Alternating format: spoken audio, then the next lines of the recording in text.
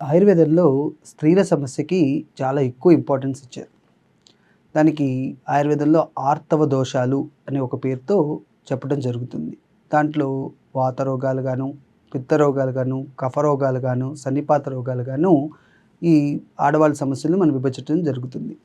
ముఖ్యంగా ఈ రోజుల్లో ఆడపిల్లల్లో పీసీఓఎస్ అంటే పాలిసిస్టిక్ ఓవేరియన్ సిండ్రోమ్, దాన్నే ఇప్పుడు మనం పీఎంఓఎస్‌గా పేరు మార్చారు. పాలీ ఎండోక్రైనల్ మెటబాలిక్ ఓవేరియన్ సిండ్రోమ్‌గా మార్చారు. ఇందులో ముఖ్య లక్షణాలు ఏంటంటే స్టబర్న్ వెయిట్ గ్రోత్, అంటే కొన్ని రకాల ప్రయోగాలు చేసినా బరువు తగ్గకుండా ఉండటం. ఎక్సెసివ్ ఫేషియల్ గ్రోత్ అంటే హెయిర్ గ్రోత్, మనకి వెంట్రుకలు ఫేస్ మీద ఎక్కువగా పెరుగుతూ ఉండటం, అన్‌వాంటెడ్ హెయిర్. అదేవిధంగా మనకి ఇర్రెగ్యులర్ ఆర్ స్కాంటీ పీరియడ్స్, అంటే పీరియడ్స్ ఆబ్సెంట్ అవ్వటం, లేకపోతే ఇర్రెగ్యులర్‌గా రావటం. ఈ లక్షణాలను బట్టి మనం ఆ పీఎంఓఎస్‌గా చెప్పవచ్చు. ఇందులో కొంతమందికి థైరాయిడ్ ఉంటే మనం పీఎంఓఎస్ విత్ హైపోథైరాయిడిజం అంటాం. థైరాయిడ్ లేని వాళ్ళకి పీఎంఓఎస్ వితౌట్ హైపోథైరాయిడిజం అంటాం. ఇది ముఖ్యంగా ఈ ఆడవాళ్ళల్లో ఈ కాలంలో ప్రబలటానికి ముఖ్య కారణం అంటే ఇర్రెగ్యులర్ డైట్ హ్యాబిట్స్. అంటే ఎప్పుడు పడితే అప్పుడు ఆహారం తీసుకోవటం, జంక్ ఫుడ్స్ బాగా అధికంగా తీసుకోవటం, అంటే బయట దొరికే chips, ice creams, cool drinks తీసుకోవటం, కార్బోనేటెడ్ డ్రింక్స్ అంటే మనకి కూల్ డ్రింక్స్ ఎక్కువ తాగటం, ఫిజికల్ ఎక్సర్సైజెస్ లేకపోవటం, ఇవన్నీ కూడా ఈ పీసీఓఎస్ ఆర్ పీఎంఓఎస్ రావడానికి కారణం ఉంటాయి. ఇది ఆయుర్వేదంలో ఒక జబ్బుగా కాకుండా చాలా రకాల జబ్బుల్ని మనం కలిపితే కానీ మనం ఈ పీఎంఓఎస్‌గా చెప్పడానికి జరగదు. ముఖ్యంగా ఇది ఆర్తవ క్షయం లేదా మేధో రోగంతో కలిపి చెప్పుకోవచ్చు. ఎందుకంటే ఇర్రెగ్యులర్ పీరియడ్స్ ఉండటం వల్ల దీన్ని ఆర్తవ క్షయగాను, బరువు పెరగటం వల్ల మేధో రోగంతో చెప్పవచ్చు.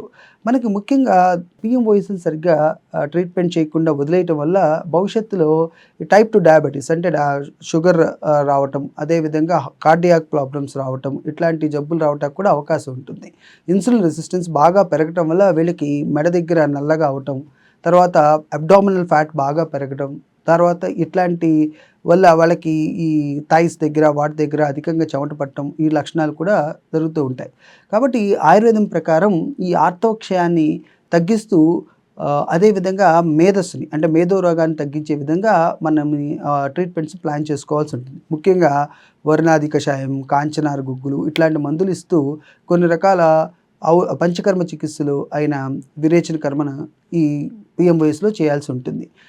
అదే విధంగా ముఖ్యంగా డైట్ రెస్ట్రిక్షన్, ఆహార నియమాలు మనం బాగా తీసుకోవాల్సిన అవకాశం ఉంటుంది. ముఖ్యంగా ఈ కార్బోహైడ్రేట్స్ అంటే తీపి పదార్థాలను తగ్గించడం, మోడిఫైడ్ ఫ్యాట్స్ అంటే మనకి తగు మోతాదుల్లో గుడ్ ఫ్యాట్స్‌ని తీసుకోవటం, అదేవిధంగా ప్రోటీన్ కంటెంట్ ఎక్కువ పెంచడం, అంటే మనకి లెంటిల్స్, అంటే మనకి కొర్రలు, సామలు, ఊదలు, రాగులు లాంటివి తీసుకోవటం, అదేవిధంగా బ్రౌన్ రైస్ తీసుకోవటం, మనకి టోఫు లాంటివి, పన్నీర్ లాంటివి తీసుకోవటం, గుడ్ ఫ్యాట్స్ తీసుకోవటం, ఫిజికల్ ఎక్సర్సైజ్ చేయటం, నైట్ సరిగ్గా నిద్రపోవటం, మానసిక ఒత్తిడి తగ్గించుకోవటం, ఈ పనులు చేయటం వల్ల ఈ పీఎంఓఎస్ సమస్యను మనం కొంతవరకు తగ్గించుకోవచ్చు. అదేవిధంగా అవసరమైన వాళ్ళకి ఈ పంచకర్మ చికిత్సలు మనం చెప్పుకున్నట్టుగా ఈ అభ్యంగం అంటే వాతాన్ని కరెక్ట్ చేయడానికి అభ్యంగం, అదేవిధంగా ఎప్పుడైతే మేధస్సు బాగా పెరుగుతుందో వాళ్ళకి కఫాన్ని హరించడానికి ఉద్వర్తనం లాంటి చికిత్సలు, ఈ దోషాలన్నీ తొలగించడానికి విరేచన కర్మ, వస్తికర్మలు, అదేవిధంగా ఈ మానసిక ఒత్తిడి వాటిని తగ్గించడానికి కొన్ని రకాల శిరోధార లాంటి ట్రీట్మెంట్స్ కూడా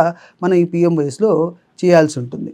అదేవిధంగా మనకి ఈ పిల్లల్లో వచ్చే జన్యుపరమైన వ్యాధులు కూడా మనం దృష్టిలో పెట్టుకోవాల్సి ఉంటుంది. ఎవరికైతే థైరాయిడ్ ఉంటుందో వాళ్ళకి ఆయుర్వేదం ప్రకారం ఈ హైపోథైరాయిడ్‌కి ఇవ్వాల్సిన మందులు కూడా ఇవ్వాల్సి ఉంటుంది. ఈ పీరియడ్స్ రావటానికి ముఖ్యంగా మనకి మంచి తిలలు అంటే నువ్వులు లాంటి ఆహారం తీసుకోవటం, అదేవిధంగా ఫిజికల్ ఎక్సర్సైజ్ చేయటం, అదేవిధంగా మనకి ఈ వైద్య రసాయనాలు వాడటం అంటే వల్ల ఈ మానసిక ఒత్తిడి తగ్గటం వల్ల కూడా మనకి పిల్లల్లో ఈ ఈ పీరియడ్స్ సరిగ్గా రావటానికి కూడా అవకాశం ఉంటుంది.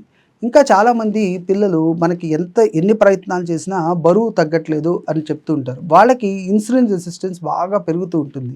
వాళ్ళు ఎందుకు తగ్గట్లే, ఈ కార్బోహైడ్రేట్స్ బాగా వాళ్ళ శరీరంలో పేరుకుపోయి ఉంటాయి. అది ఒక నెల రోజుల్లోనూ, 2 నెలల్లోనూ తగ్గదు. వాళ్ళు కాన్స్టెంట్‌గా ఈ డైట్‌ని, ఈ మనం అంటే ఆహార నియమాల్ని, ఫిజికల్ ఎక్సర్సైజెస్‌ని అంటే ఈ శారీర వ్యాయామాన్ని, మందుల్ని ఒక 6 నెలల నుంచి సంవత్సరం పాటు వాడితే గానీ వాళ్ళల్లో పూర్తిగా మార్పు కనబడదు. చాలామంది 2, 3 నెలలు వాడి మనకి ఇంకా ఈ మందులు పనిచేయట్లేదు, లేకపోతే బరువు తగ్గట్లేదని మానేస్తూ ఉంటారు. అలాంటి వాళ్ళు మళ్ళా ఈ జబ్బుకి వచ్చి పిల్లలు పుట్టడం ఇబ్బంది అవ్వటం, అట్లాంటి ఫర్టిలిటీ ప్రాబ్లమ్స్ ఫేస్ చేయటం కూడా మనం చూస్తూ ఉంటాం. కాబట్టి ఈ ట్రీట్మెంట్ కాన్సెప్ట్‌లో ఉన్నప్పుడు ముఖ్యంగా ఈ పీఎంఓఎస్‌లోను లేదా పీసీఓఎస్‌లోను ఇది దీర్ఘకాలికంగా అంటే అట్‌లీస్ట్ ఒక 6 నుంచి మంత్స్ నుంచి 1 ఇయర్ వరకు ట్రీట్మెంట్ చేయటం.